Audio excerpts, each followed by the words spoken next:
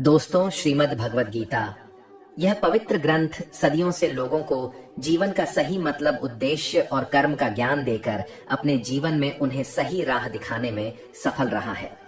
आपको जिंदगी में जो कुछ भी चाहिए या आपकी जो भी समस्या है, आप श्रीमद् भगवद गीता की यह 21 बातें ठीक से सुन समझ लीजिए।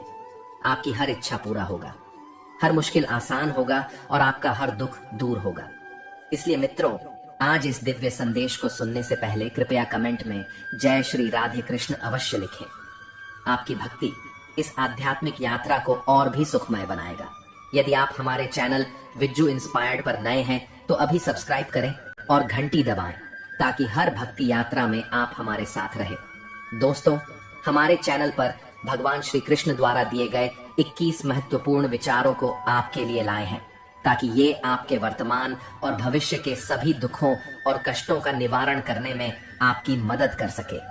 गीता का यह ज्ञान अमृत से भरा है जो इंसान के मरे हुए मन और जीवन में एक नई जान डाल देता है। मैं गारंटी के साथ यह बात कह सकता हूँ कि जो कोई भी इन 21 बातों को ध्यान से पूरा वीडियो के अंत तक सुनेगा, उसे अपनी हर समस्या का हल मिल जाएगा। उसे वह सब कुछ मिल जाएगा जो वह पाना चाहता है। इसलिए इस वीडियो में एक भी विचार को मिस मत कीजिए और इस वीडियो को पूरा अंत तक सुने। तो चलिए शुरू करते हैं। श्रीमद् भगवद गीता का सबसे पहला उपदेश है कि बहुत ज्यादा मीठे बोलने वालों से और ज्यादा तारीफ करने वालों से सावधान रहना चाहिए, क्योंकि लोग मीठा सिर्फ तभी बोलते हैं जब उनको आपसे अपना मतलब निकालना होता है। आपकी तारीफ भी सिर्फ तभी की जाती है जब उन्हें आपसे अपना काम निकालना होता है। याद रखना कि तारीफ आपको जिंदगी में कभी भी फ्री में नहीं मिलने वाला। अगर कोई आपका तारीफ कर रहा है तो कुछ ना कुछ उसके लिए आपको चुकाना ही पड़ेगा। इसीलिए जो बहुत ज्यादा मीठा बोलते हैं या जो आपकी तारीफ करते हैं, उनसे जरा सावधान रहना चाहिए। श्रीमद् भगवद गीता का दूसरा उपदेश यह है कि आंखों से सच दिखने वाली बात पर भी एकदम से जल्दी भरोसा नहीं करना चाहिए। ऐसी बहुत कहानियां आपने सुनी होंगी कि कई बार आंखों से दिखने वाली बात भी सच नहीं होती है। इसीलिए भरोसा करने में अभी भी जल्दबाजी मत करना। गीता का तीसरा उपदेश यह है, हल्की आशा से कर्म करने वाले मनुष्य का मन कभी शांत व संतुष्ट नहीं रहेगा, क्योंकि उसकी लालसा हर नए शिखर पर पहुंचता ही रहेगा। ऐसे में उसका मन कभी संतुष्टि का आनंद नहीं भोग पाएगा। जो व्यक्ति फल की अभिलाषा हेतु कर्म करता है, फिर जब उसे उम्मीदों के अनुसार फल प्राप्ति नहीं हो पाता है, तो वह निराश और दुखी हो जाता है। भगवान श्री कृष्ण अर्जुन से कहते हैं, तुम स्वयं को मुझ में समर्पित कर दो, ईश्वर पर भरोसा रखो और निस्वार्थ, निश्चल, निष्पाप और निष्पक्ष होकर बिना फल की अभिलाषा के कर्म करते जाओ। तुम्हारा जीवन सुख और संतुष्टि से भर जाएगा।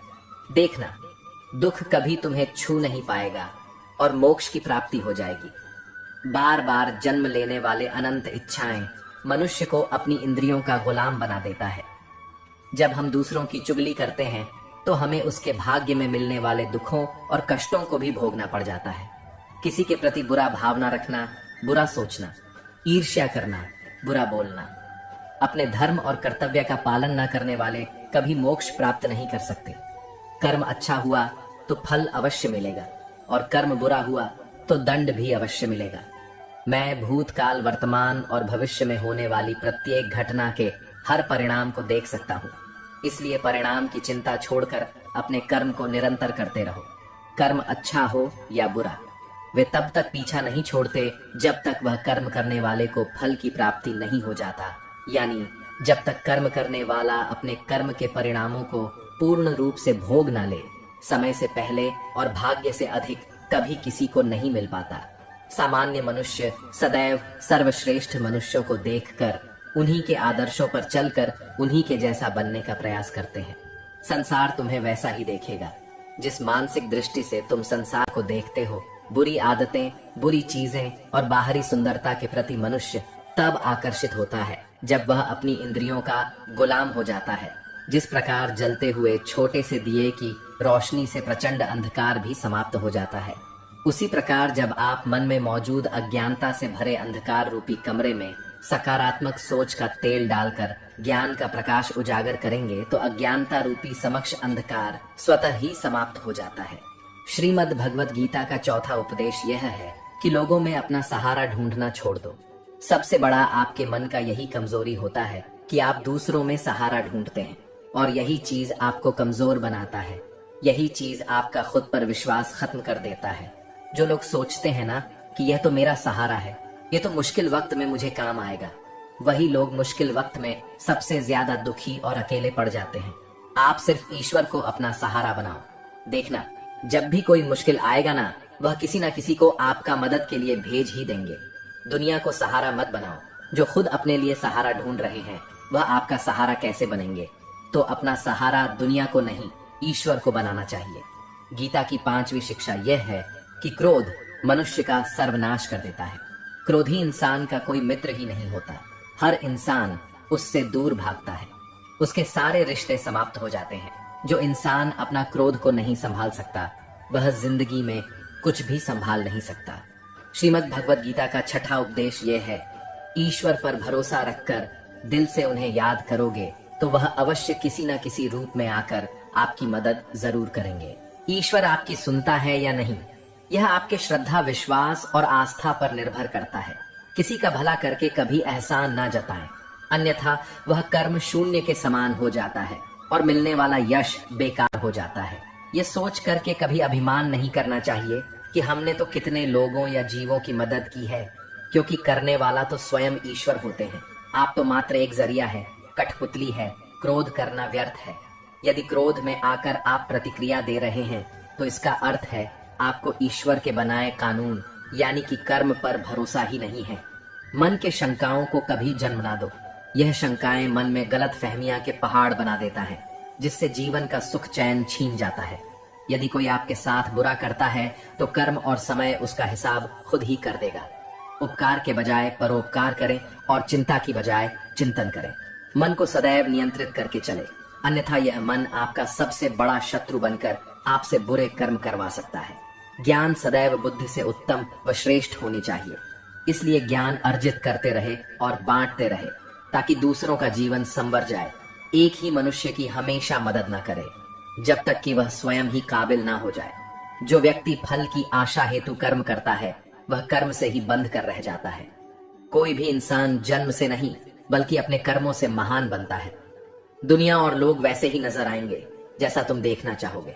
मेरा तेरा, छोटा बड़ा, अपना पराई, ये सब मन से मिटा दो, फिर सब तुम्हारा है और तुम सबके हो। फल की अभिलाषा छोड़कर निरंतर कर्म करने वाला मनुष्य ही अपने जीवन को सुखद और संतुष्टिदायक बना पाता है। कोई भी दुख तुम्हें तब तक विचलित नहीं कर सकता जब तक तुम इंद्रियों को अपने वश में रखते हो। शांति उसी को प्राप्त होती है जो मैं और मेरा तथा मैंने किया या मैंने बनाया, ऐसी लालसा से बाहर आ जाता है। किसी भी वस्तु, वह जगह या जीव एवं मनुष्य से अत्यधिक लगाव एक दिन दुख का सबसे बड़ा कारण बनता है। जीवन में वही मनुष्य संतुष्ट रह सकता है जो कम से कम में भी खुश है और अधिक पाने या होने की लालसा व उम्मीद नहीं रखता। गीता का 7वां उपदेश यह है कि अपने मन को शांत रखना सीखो, क्योंकि अशांत मन जीवन में सिवाय दुख के और आपको कुछ नहीं देने वाला, और एक शांत मन आपको जीवन में प्रेम और आनंद ही देगा। दुख और सुख सिर्फ शांत और अशांत मन के परिणाम है। अशांत मन दुख को ही जन्म देता है और शांत मन परम आनंद को जन्म देता है। गीता का 8वां उपदेश यह है कि किसी से भी हद से ज्यादा लगाव कभी मत रखना। दुर्योधन के पिता धृतराष्ट्र का राजगद्दी से बहुत ज्यादा लगाव था। राजगद्दी के आगे उन्हें कुछ भी दिखाई नहीं देता था और गद्दी के लिए उनका यही हद से ज्यादा लगाव और मोह पूरे राष्ट्र को ले डूबा, अनगिनत लोगों की मौत का कारण बन गया। आप भी जब ऐसी ही किसी के पीछे हद से ज्यादा पागल हो जाते हैं, तो वो चीज आपको मिले या ना मिले, लेकिन आपकी जिंदगी जरूर खराब कर देती है। गीता का 9वां उपदेश यह है, अध्यात्म से जुड़े एक अध्यात्म ज्ञान ही जीवन को सुकून की तरफ ले जा सकता है। लोगों की बातों पर जितना ध्यान देंगे, उतना ही आपका खुद पर से विश्वास कम होता जाएगा। इसीलिए खुद पर विश्वास कर खुद के दम पर आगे बढ़ो और स्वयं ही अपना मार्ग तय करो। जीवन में किसी भी पल कुछ भी हो सकता है। जीवन सीमित है, समय व्यर्थ मत करो। बुरे अतीत को याद करके दुखी होने से अच्छा है कि उससे सीख लो और अपने वर्तमान को सुधार कर एक बेहतर भविष्य का निर्माण करो। किस बात को लेकर परेशान हो, कर्म करो और ईश्वर पर भरोसा रखो। क्या होगा क्या नहीं, यह ईश्वर पर छोड़ दें। जितना अधिक पुरुषार्थ करोगे, स्वर्ग का मार्ग उतना ही सरल होगा। स्वयं को ईश्वर के चरणों में सौंप दो। नित्य अच्छे कर्म करो और लोगों की भलाई करो और उन्हें सही राह दिखाओ। एक ज्ञानवान व्यक्ति कभी भी कामुक सुख में आनंद नहीं लेता, इसलिए ज्ञानी बनो। जो हो गया वह अच्छा हुआ, जो हो रहा है वह अच्छा हो रहा है, और जो होगा वह भी अच्छा ही होगा। वेद पुराण पढ़ने का कोई लाभ ही नहीं जब तक उसमें कई बातों को अपने जीवन में अवतरित ना करें, उनका पालन ना करें। रावण बुद्धिमान अवश्य था, किंतु ज्ञानी नहीं। उसकी अज्ञानता ने उसे क्रोधी, कामुक और अहंकारी बना दिया, जो उसकी मृत्यु का सबसे बड़ा कारण बना। मैं सभी प्राणियों को एक समान रूप से देखता हूँ। मेरे लिए न कोई कम प्रिय है और न ही अधिक। वह ज्ञान व्यर्थ है जो सिर्फ तुम तक ही सीमित है। उस ज्ञान का कोई लाभ नहीं जिससे समाज एवं जगत का कल्याण न किया जा सके। तुम क्यों व्यर्थ में चिंता करते हो? तुम क्यों भयभीत होते हो? कौन तुम्हें मार सकता है? आत्मा न कभी जन्म लेती है और न ही इसे कोई मार सकता है। यही जीवन का अंतिम सत्य है। मनुष्य के कर्म ही मनुष्य को ईश्वर के नजदीक लाता है या ईश्वर से दूर कर देता है। इसलिए हमेशा अच्छे कर्म ही करें। जब जब इस धरती पर पाप, अहंकार और अधर्म चरम सीमा पर होगा, तब तब उसका विनाश कर धर्म की पुनः स्थापना हेतु मैं अवश्य अवतार लेता हूँ।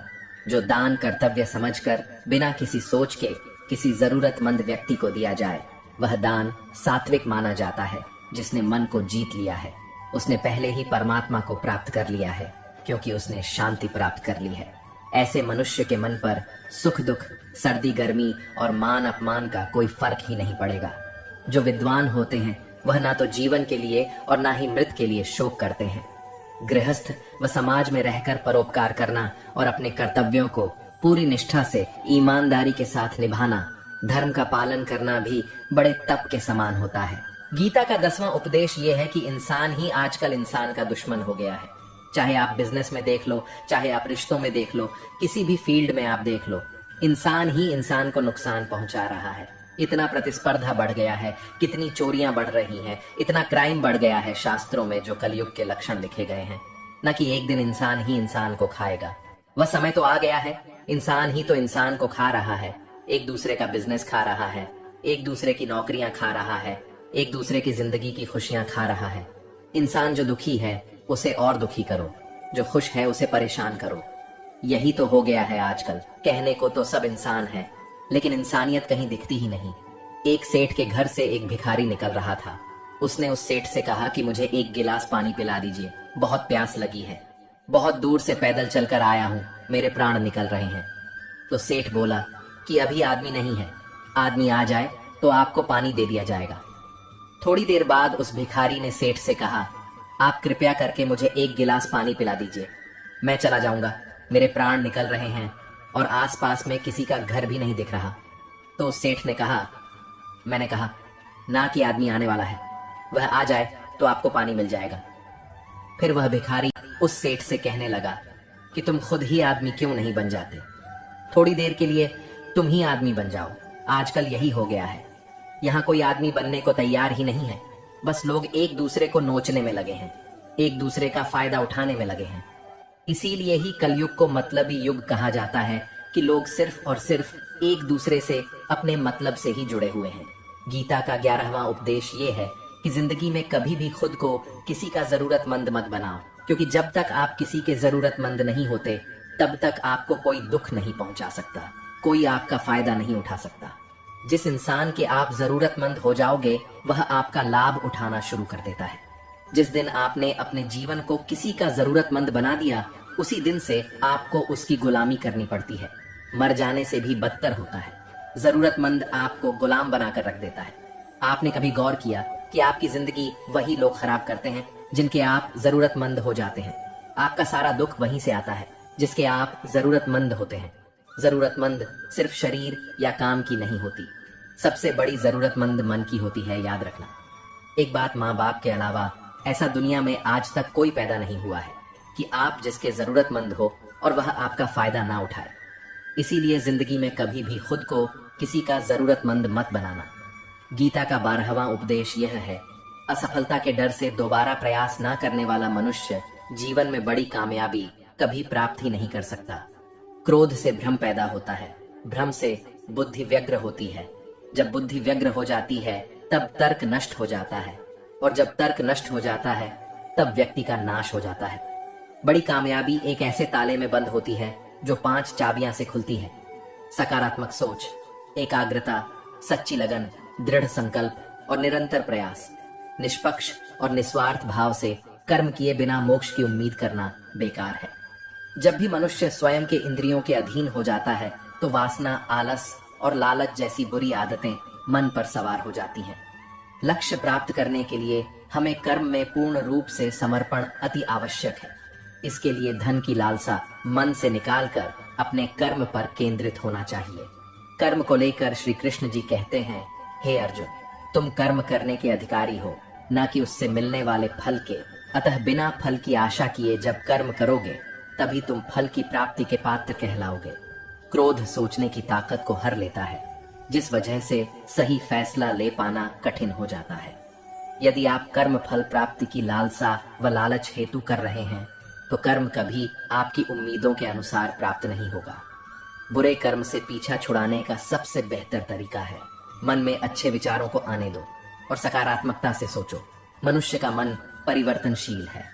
हमारे सोचने का तरीका और आदतें वैसे ही बनेंगी जिस तरह से लोग और माहौल में हम अधिक समय बिता रहे होंगे। मनुष्य जीवन में वही करता है जो भी वह देखता है, सुनता है, समझता है। जो व्यक्ति किसी अच्छे कर्म को करते हुए उसे ही अपना सौभाग्य और पुरस्कार मानता है तो ऐसे व्यक्ति को कर्म फल उम्मीदों से कहीं अधिक मिल जाता है। बड़े लक्ष्यों के निर्माण और सपनों को सच करने के लिए सबसे पहले आपको कल्पनाकारी बनना होगा। गीता का 13वां उपदेश यह है कि जिस रिश्ते में मर्यादा टूट जाती है वहां सिर्फ सर्वनाश ही होता है। कोई आपसे बड़ा है या छोटा है, अगर वह रिश्तों में अपनी मर्यादाओं को तोड़ देगा तो वह रिश्ता कभी नहीं टिक सकता। रिश्ता सिर्फ तभी चलता है जब दो लोग एक दूसरे की इज्जत करते हैं, कदर करते हैं और कभी अपनी लिमिट क्रॉस नहीं करते हैं। जिस रिश्ते में कोई लिमिट नहीं है, एक दूसरे की इज्जत नहीं है, वह रिश्ता आज नहीं तो कल खत्म ही हो जाता है।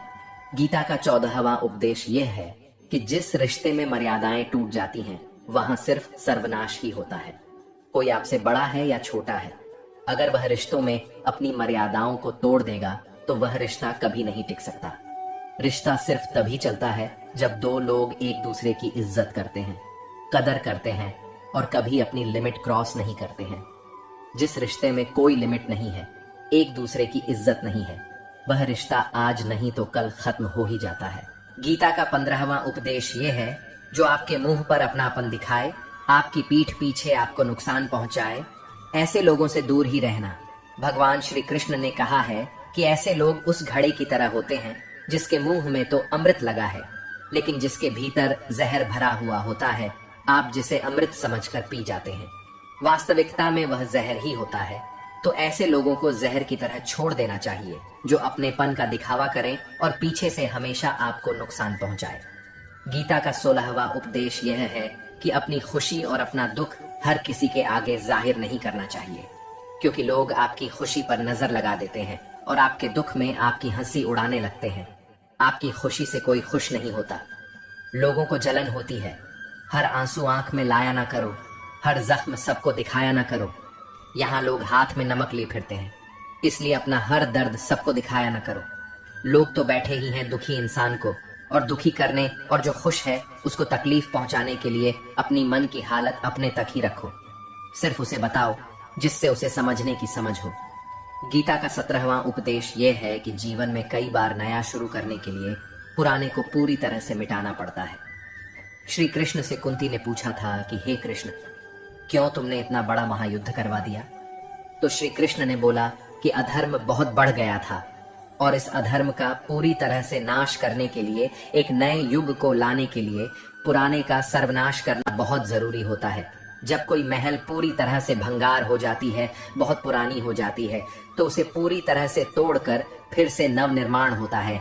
ऐसे ही आपके जीवन में भी आपको कुछ नया करना है तो पुराने को पूरी तरह से मिटाना होगा।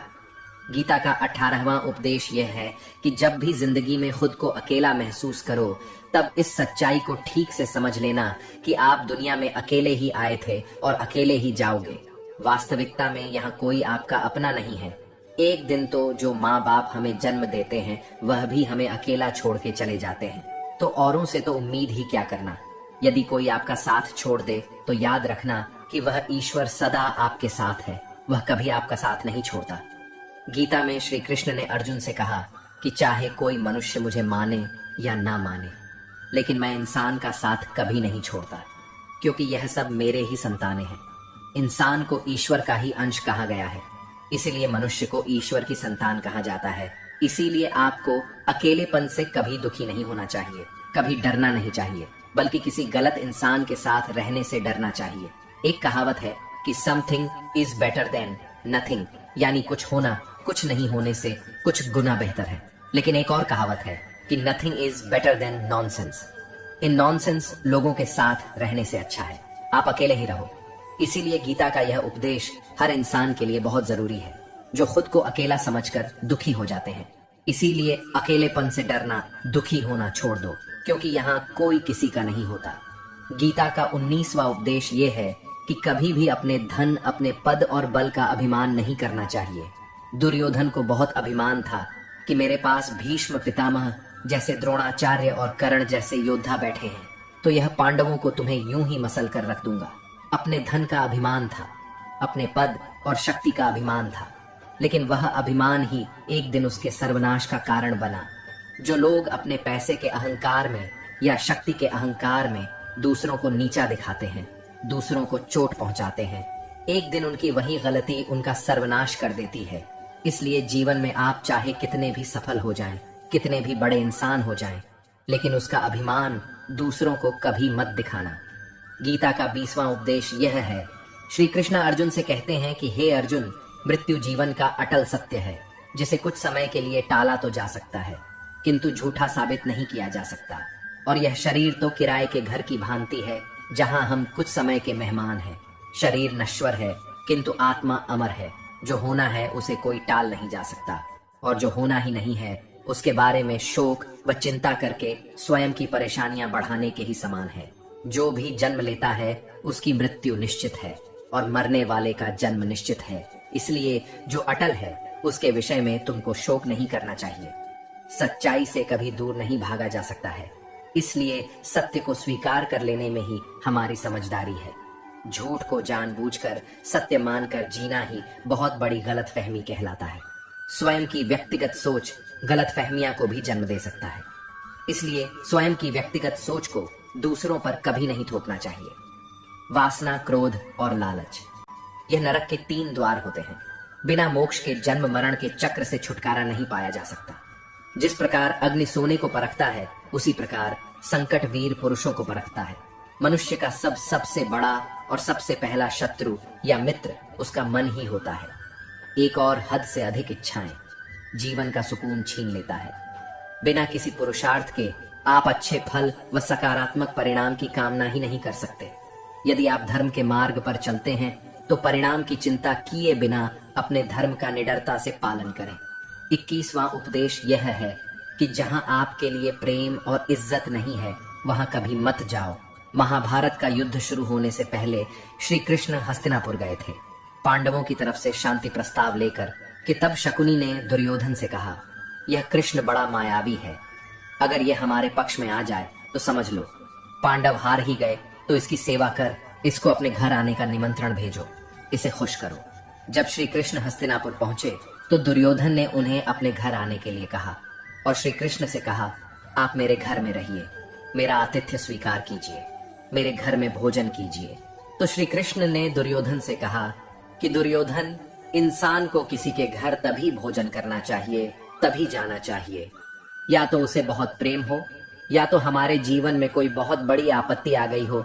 ना तो मेरा जिंदगी में कोई आपत्ति आई है और ना ही तुम्हारा मुझसे कोई प्रेम है, तो तुम्हारे घर तो मैं कभी नहीं आऊंगा। तुम मुझे अपने घर बुला रहे हो सिर्फ और सिर्फ अपना मतलब पूरा करने के लिए, और मतलबी लोगों के घर कभी नहीं जाना चाहिए। इसीलिए इससे हमको यह शिक्षा मिलती है कि जिसके दिल में आपके लिए प्रेम नहीं है, इज्जत नहीं है, वहां आपको कभी नहीं रहना चाहिए। आपको सिर्फ उसी जगह रहना चाहिए जहां आपकी कदर हो, आपको इज्जत मिले और जहां आपको प्रेम मिले। गीता का दोस्तों, अगर आपने भगवान श्री कृष्ण द्वारा दिए गए इन विचारों से कुछ भी सीखा हो तो कमेंट में जय श्री राधे कृष्ण अवश्य लिख दीजिए। और वीडियो को लाइक करके हमारे और इस वीडियो को अपने प्रिय लोगों के साथ अवश्य शेयर कीजिए। धन्यवाद। जय श्री राधे कृष्णा।